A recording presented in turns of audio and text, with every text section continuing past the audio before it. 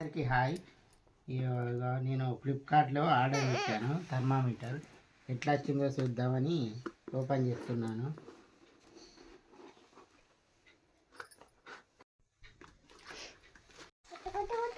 ఫ్లిప్కార్ట్లో ఆఫర్ ఉందని 3 థర్మామీటర్లు ఆఫర్ ఉందని పెట్టాను ఫ్రెండ్స్.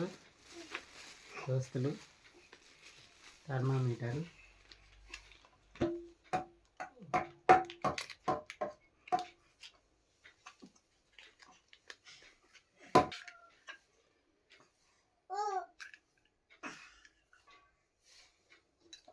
ఓకే అండి, పర్లేదు, బాగా వచ్చింది థర్మామీటర్.